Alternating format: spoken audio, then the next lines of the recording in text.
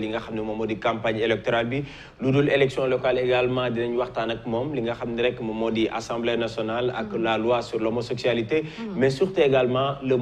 Mali ak dogal yi nga xam ni CEDEAO jël na ko waaye tamit position bi nga xam ne tey jii Sénégal war na ko amee loolu yëpp dinañ ko waxtaanee ak ki nga xam ne rek moom moo di maître Ousmane Seye également soutien la si candidature Abdoulaye Diouf Sarr alors maître très rapidement ou bien directement pourquoi tey jii les Dakarois war a jël seeni xob di ko jox Abdoulaye Diouf Sarr pourquoi. jërëjëf Magui d'ailleurs looloo tax sax ma ñëw ak programme bi. nii le programme du candidat Abdoulaye Diouf Sarr. ñu ngi ci mujjantal bi. wax ji bëri na bu njëkk ba dañ daan wax naan candidat yi yu élection yi duñu am programme mais bii yoon seetu naa ne candidat yëpp presque am nañ programme. ca bu Abdoulaye Diouf Sarr moo ci jiitu.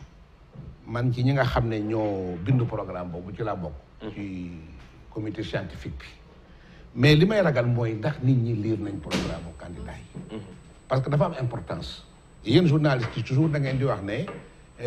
candidats yi amuñ programme extra mais est-ce que seetlu ngeen ne. est-ce que wóor na leen ne programme yëpp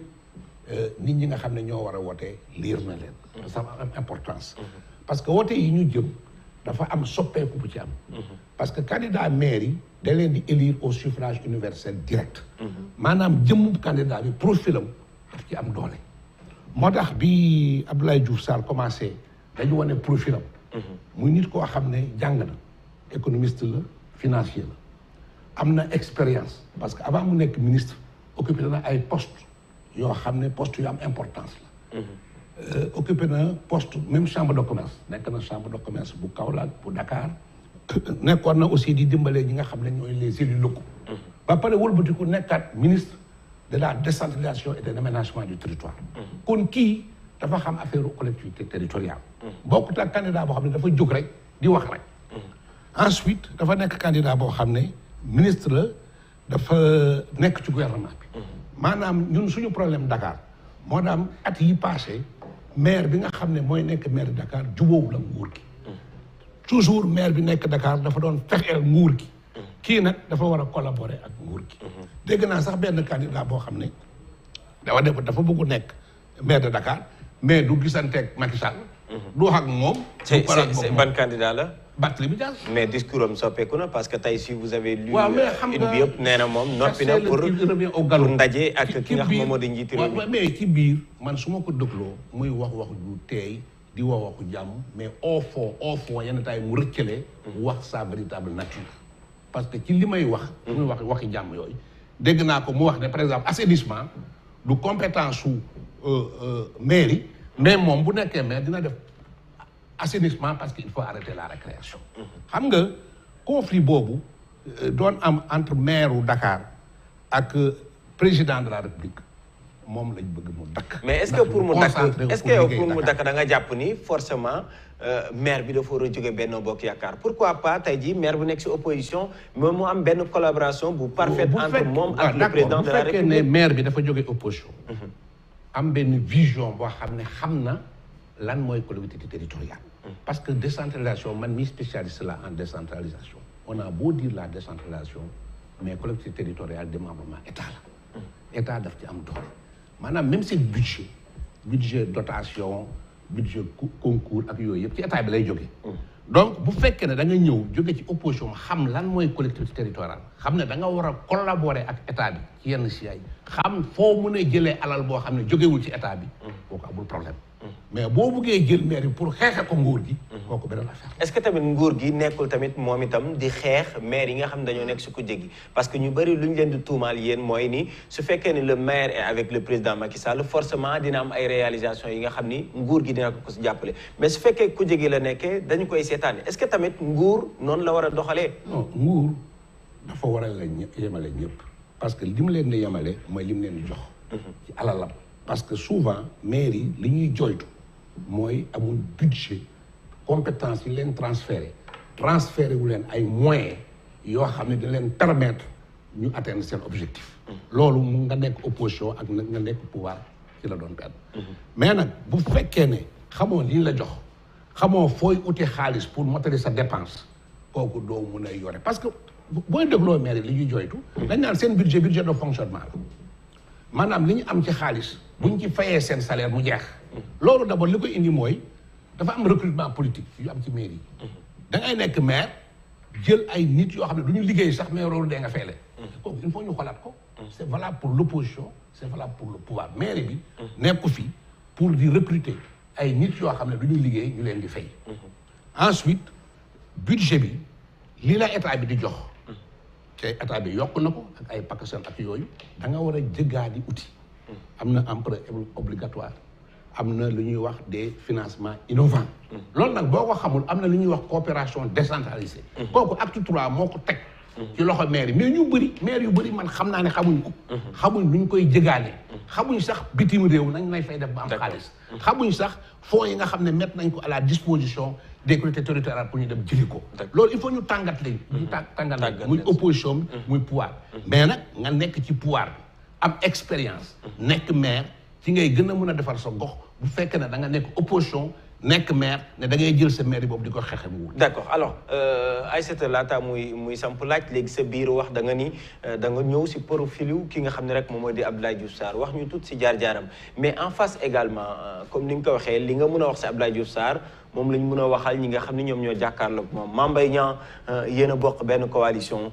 il était ministre pendant des années tey mu nekk candidat Doudou Wade ñëpp xam nañ ko ci langue politique gi Pape Diop il était maire de Dakar Barthélémy Diaz il est maire de Mermoz Sacré-Cœur depuis des années peut-être 7e candidat bi la ñuy wax ni moom moo yoragul li nga xam ne rek moom mooy gafaga réew mi wala boog moom moo yorul benn collectivité bi nga xam ne dénkoon nañ ko kon est-ce que tey ji lii ngay wax ci sa candidat ak programme am muy Dakar bu bees on ne peut pas le dire confiance bi nga bëgg ñu am si moom mënuñ ko am si Pape Diop par exemple ou bien Doudou Wade ou bien Barthélémy wala sax Mame Mbaye Niang ñi nga tudd yëpp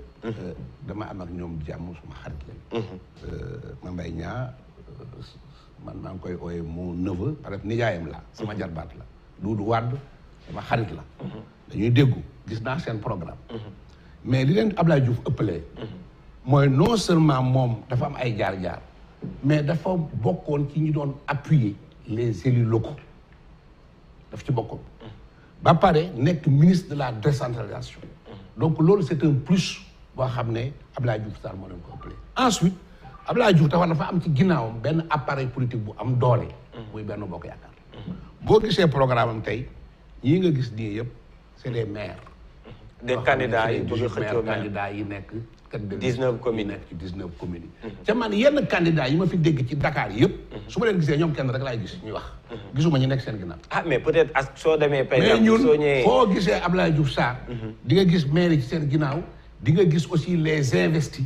ñi nga xam ne 55 lañ ci liste proportionnelle bu Dakar bi ak 26 suppléants mais apparemment visiblement dafa mel ni Dakar yéen pouvoir bi Dakar daf leen tere nelaw non déclaré wuñu loolu dañ ko fonk parce que Dakar ak loo ci mënti wax aussi mooy capitale Sénégal mooy vitrine Sénégal Sénégal boo fi wàccee boo xoolee Dakar di nga xam au moins Sénégal naka lay mën a demee alors perdre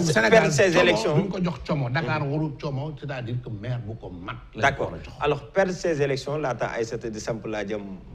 perdre ces élections à Dakar lan lay représenter pour la coalition au pouvoir pour ces élections yi d'abord ñaanu ko yàlla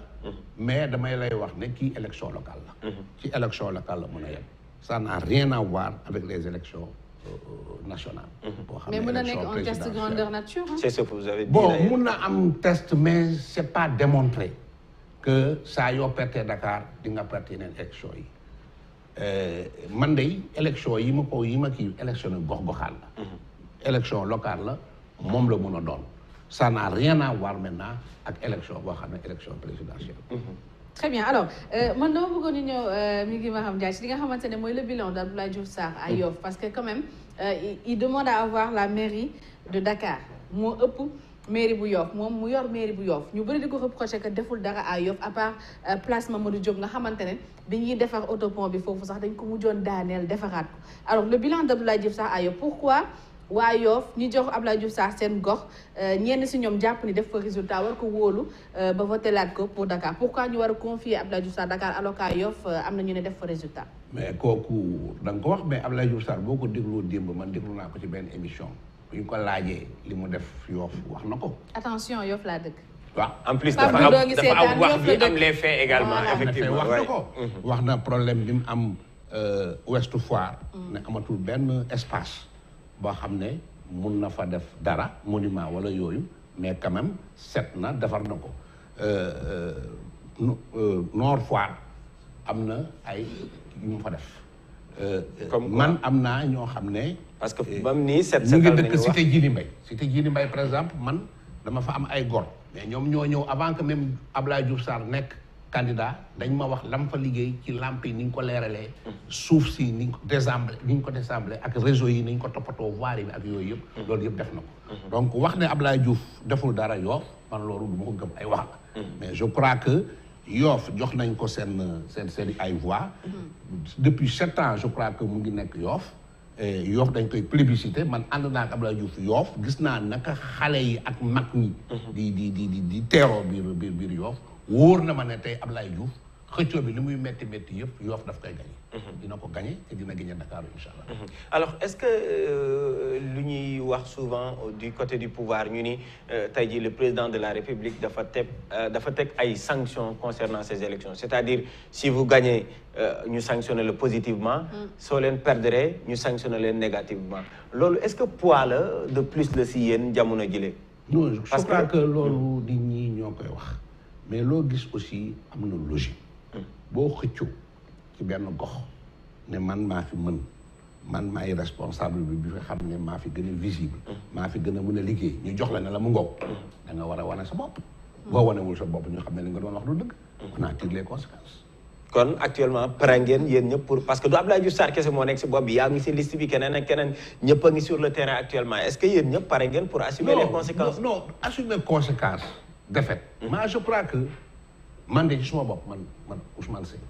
am na loo xam ne suñ ma ko joxee su ma ko laajee xeex ci bañ jox ma ko su ma ci échoué man du ma xaar lu may dindi maay dindi sax kon Abdoulaye Diouf Sarr su lajjee lan ban taxawaay la war a amee mais sa gis-gis ban taxawaay la war a amee kon tey jii dama ne la culture de la démission nga def dara échec ci diire ci yow sa bopp say conséquences daal di ne lii ma doon jéem mënuma ko xam sa bopp toog sa place mais kooku kenn warul xaar ba ñu lay wax daal yow toogal sa place bu ñu la joxee dara ne la nga dem ca kanam yow nga xëccoo ko bañ jox la ko nga jiite ko amoo ci ndam mais da nga war a def sa autocritique. alors bokk nga si comité scientifique bi nga xam ne ñoom ñooy bind programme Dakar bu bees mooy le programme de Abdoulaye Diouf Sarr. alors pour tey jii Dakar bi nga xam ne moom ngeen bëgg a jël si loxoy ki nga xam ne moom mooy Soham El Wardini jóge woon si Khalifa Ababacar Sall caisse d'avance tax mu dugg prison Soham remplacé ko lan mooy priorité Dakar sa gis-gis tey jii bis bu ñu leen joxoon maire bi lan ngeen jàpp ni tey jii moom mooy suñ leen falee rek. jàpp ngeen ne moom mooy priorité bi ngeen war a gën a mën a taxaw. xam nga am na ci programme yi lu bëri loo xam ne candidats yi ñoo ko nuróowaale dañuy wax rek di répété. waaw wax na dañuy def pavage dañuy def cadre de vie. dañuy def espace vert. yooyu ñëpp a ko parking aérien. mais man li ma gën a neex. ci programme Abdoulaye Diouf Sarr. premièrement li muy tuddee conférence territoriale. dafa ne Dakaru ñëpp la. bu nekkee maire ñëpp la ciy boole. maanaam dafay instituer lu ñuy wax conférence territoriale maanaam bu ñu ko joxee nguur gi buy def orientation discussion pour orientation budgétaire daf koy oo ñëpp lu nag ñi nga xam ne ñoom lañ fal mais ñi bokk ci Ndakaaru yëpp lay oo ñu toog daal di ko discuter jox ko orientation budgétaire pour ñu voter budget bi bu ñu voter budget bi ba at bi jeex mu ooyaat benn conférence boobu pour la redevabilité waxoon ne man de yéen lii ngeen ma sasoon nii laa exécuté budget bi extra ñu def appréciation parce que Sénégal li ñu ciy wax yëpp mooy la question de redevabilité dañ lay jox dara ba pare fàtte la nga ci def lu la neex doo rendre compte loolu dafa war a dëñ te je crois que man li tax ma gën a nekk ak Abdoulaye Diouf Sarr di ko saytu yore programme am maa ngi ko ciy xaar nee na dafay def conférence territoriale boole ci ñëpp ci Ndakaaru parce que Ndakaaru mooy capitale Sénégal ñëpp ci bokk bu ñu ko joxee nguur gi du moom kenn mooy conduire mairie Dakar mais daf koy booleeg ñëpp loolu mooy anam gi muy defee mais lan mooy priorité bi actuellement pour Dakar loolu mooy anam gi mu koy defee mais Dakar priorité bi pour man d'abord moom wax na ko mooy la mobilité xam naa c'est pas tellement une compétence transférée mais il faut que mu dimbale population bi pour nu ñuy déplacer président de la République def na ci lu mucc ayib BRT baa ngi fi TER baa ngi fi mais il faut que mu xool loolu nu ñu koy utiliser au profit des populations d'abord une certaine catégorie muy élèves yi muy étudiants yi ca loolu mu ngi ci biir programme nu muy fexee ba élèves yi ak étudiants yi ak ñi nga xam ne ay laago lañ mooy les personnes handicapées gën a mun a di déplacer wu à travers le TER ak le BRT. D'accord. affaire cadre de vie bi c'est important. Dakar 7. kooku président de la République xar na ci tànk tubéew mais dañ ko ciy jàppale. désembler Dakar réseau yi baaxul ñu defar ko ba nga xam ne dafay am cadre de vie boo xam ne nit ñi dañ ci mën a noonu. D'accord alors maître on a 12 minutes si suñu kanam 12 minutes bëri na yeneen ponk yi nga xam ni laalaguñu ko donc fu nekk dañ fay jéem a dugg pour 4 minutes Aïssata pour jéem a am au moins mun a laal yeneen pàcc yi alors bu si njëkk ba tey day am ak link ak élection locale yi c'est le candidat Ousmane Sonko fële si diwaanu Ziguinchor parce qu'on parle de programme wax na li nga xam ne moom moo di monnaie locale sooy xool mun nañ ni du lu bees peut-être Sénégal moom la beesee mais soo demee France tey ji toll na au moins ci 82 monnaie locale yi nga xam ne existe na alors monnaie locale nga dégg ko Sénégal tey ji moom mu proposé ko pour diwaanu Casamance est-ce que jàpp nga ni c'est possible ak lan moo sa gis-gis. man je crois que moom sax xam ne ni c'est pas possible parce que je crois que delloo na ci ginnaaw. ah bon parce que boo waxee ñi nga xam ne ñoo ci seen xel nag ñu ci yëf yi. ñoom ñoo ko gis nga bu fekkee ne xam nga li ñuy wax populisme ak wax loo xam ne pour neex nit ñi la te mënoo ko def loolu baaxul politique bu mu tax da ngay wax loo mënul. pourquoi monnaie locale mënul nekk Sénégal. taxawara parce que. moom am na yoo xam ne yu bees boo koy wax da nga ciy xalaat même yow boo ko xamee da nga ciy xalaat ak ñi nga xam ne ñoom la seen xel nàcc ci loolu ci ay. diir soo ko génne mais doo tëb rek tëgg mi neex nit ñi tàccu nga wax loo xam ne mënoo ko wala mu nekk ci sa xel monnaie locale d'abord maire mënu ko def fii c'est pas possible parce que maire mënul battre monnaie moom ci boppam dem na ba ne su ma ko bëggoon def bu ci BCEAO àndul ma ba ko loolu kañ mooy waroon na ci waxtaan ak BCEAO ak ñooñu ba waaw mais actuellement donc man sama xalaat du ma économiste mais xam naa ne monnaie locale mënu am Casamance d'autant plus que Casamance dafa nekk tey région boo xam ne dañ ci war a def ndànk parce que dafa am histoire te dañu war a def lépp pour Casamance intégrer Sénégal doo ñëw fekk gox boo xam ne maanaam région boo xam ne dafa am ay problème dafa am presque guerre bu amoon ak Sénégal et tout léegi jàmm mu ngi fay ñu nga am ngay sulli yu mel noonu nga xam ne dafay mel ne Casamance da nga bëgg mu am indépendance moom boppam. kon su ko waxoon Kaolack du la déranger. non bu ko waxoon Kaolack peut-être du ma déranger. parce que Kaolack xaw ma pourquoi ñu fay wax dañ fay ma dafa mën a. donc lu mu ko wax dans le sud du pays rek moom mooy problème sa gis-gis mais doo dem ci dëkk boo xam ne dañ doon fippu ne dañ bëgg moom seen bopp nga ne leen léegi dinaa leen ci dimbale parce que dinaa fexe sax ba ngeen am seen monnaie boo xam ne du ngeen ci bokk ak dara yéenay moom seen bopp. alors autre question qui défraie la chronique c'est la loi sur l'homosexualité à l'Assemblée nationale yóbbu nañ ko fa bureau ba daanaka def déclaré ko li nga xam ne rek moom mooy irrecevable taxul ñi nga xam ne ñoom ñoo bëggoon mu doon ñu criminaliser ko ba tey bàyyiwuñ ndaxte jàpp nañ sax ñaar fukki fan ci weeru février ab mobilisation bu rëy ngir pousse nguur gi ngir pousse député assemblée nationale ñu daal di koy criminaliser yow maître avocat nga est-ce que jàpp nga ni loi boobu noonu le loi bu bees la bu baax la autant pour moi parce que assemblée ñoom nee na am na lu fi nekkoon ba noppi loolu dëgër na est-ce que ànd nga ak dogal bi nga xam ne bureau de l'assemblée génne na ko. waaw xam nga man su may wax ci dara. il faut mu gëstu ko xam nga bu fekkee ne homosexualité la. dëgg la Sénégal muy jàngu bi muy julliti kenn bëgg fi homosexualité dañ ko war a xeex. ma liir ñoom seen proposition de loi bi ñu def mu leer ma ne ñu ko bind duñu ay juriste duñu ay expert à la matière parce que dañuy def ndànk ci affaire droit surtout droit pénal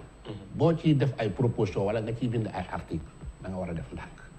parce que juge bi ki ñuy tuddee juge pénal lépp loo bind rek daf koy tënk l'interprétation en droit pénal est une interprétation restrictive d'abord ñoom lu ñu interpréter loi bi dafay tënk juge bi parce que dañ bëggoon ci définir lan mooy homosexualité lan mooy gay lan mooy bisexualité extra loolu boo ko defee rek da ngay tënk juge bi moo tax boo xoolee article 319 suñ code pénal dafa wax acte contre nature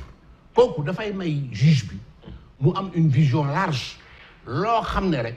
xalaat na ne lii acte contre nature la mu punir ko mais boo bëggee réduire acte contre nature ci homosexualité bisexualité da ngay réduire le pouvoir du juge pénal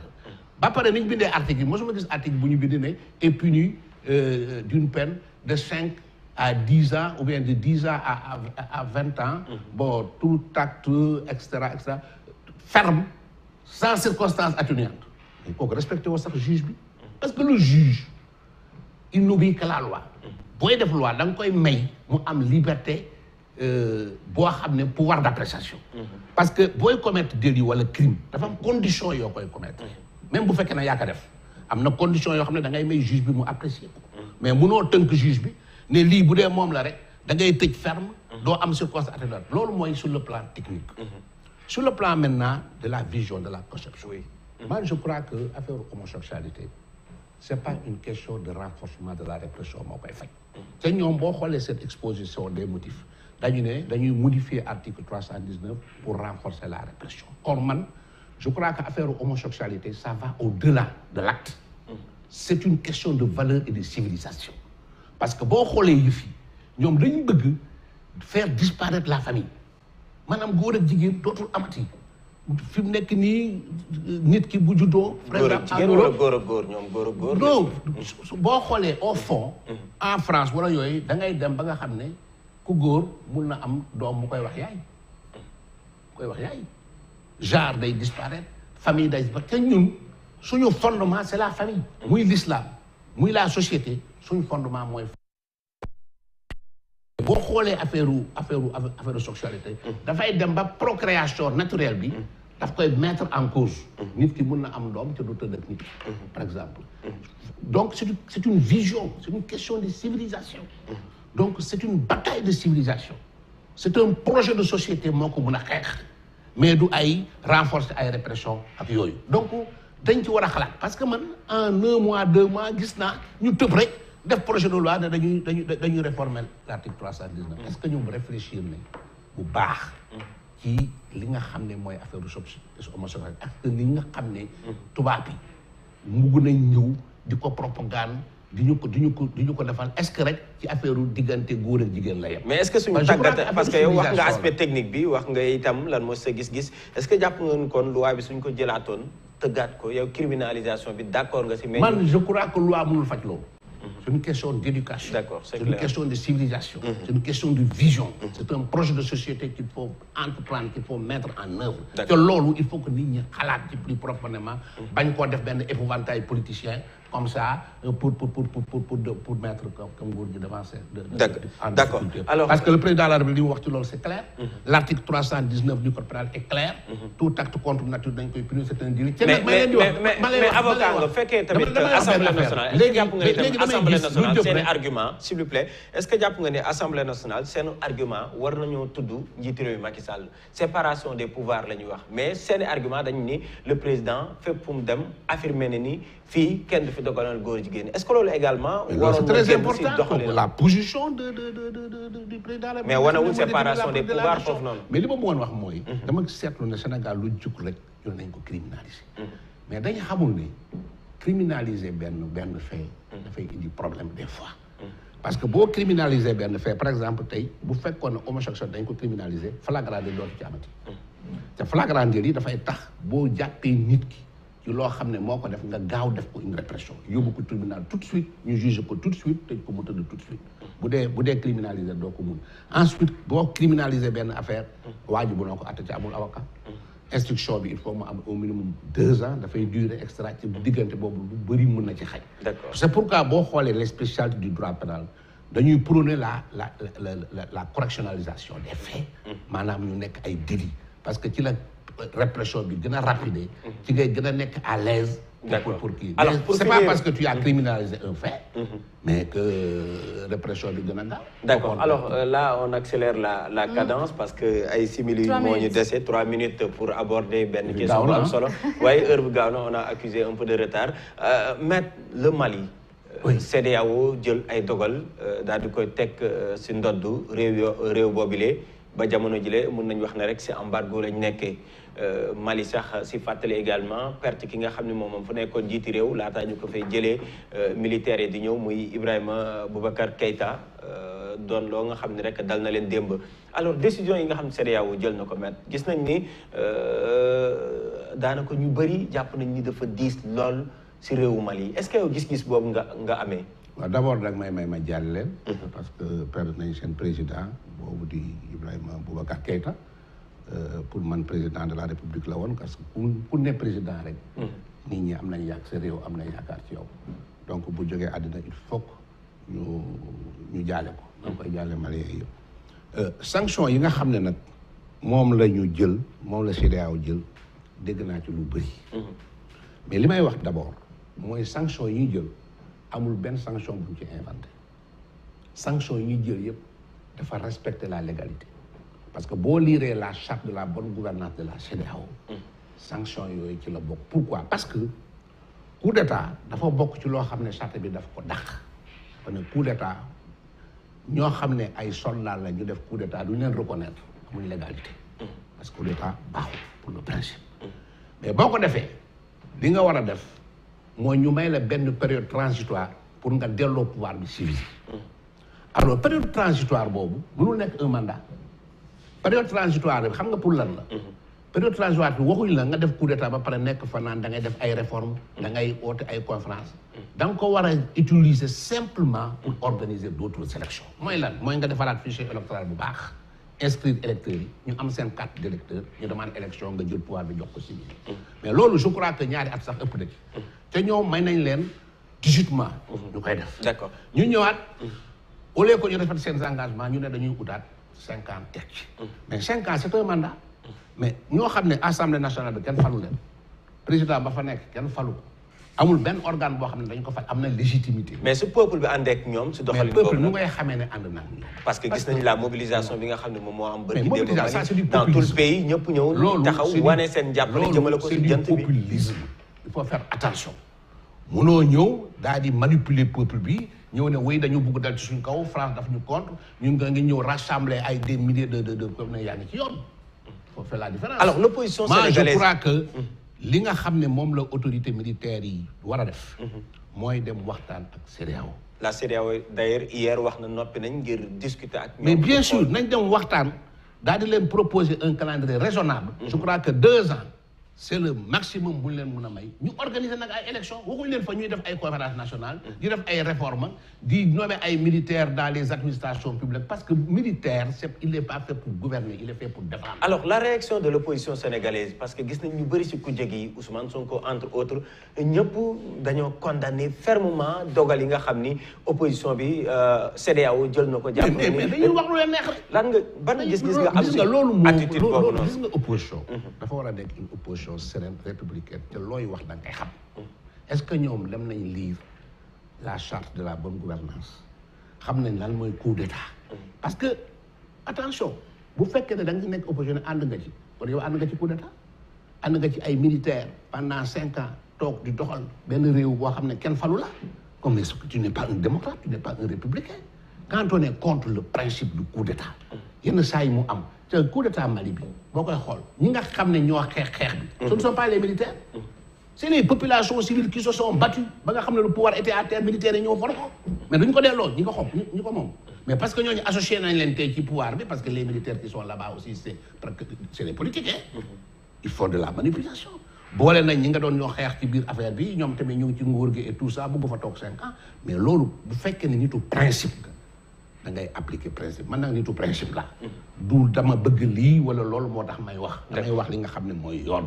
nii militaires yi nañ organiser ay élections nu mu gën a gaawee doolu pouvoir bi civil bi loolu mooy yoon ku wax leneen wax nga lu la neex di ko jaajëfal baax a baax moom maître Ousmane Seye bokk ci conférence des leaders bu Benno Bokk Yaakaar ñëw ak programme am muy Dakar bu bees muy programme bu Abdoulaye Diouf Sarr ñu doon am mbégte di ànd ak moom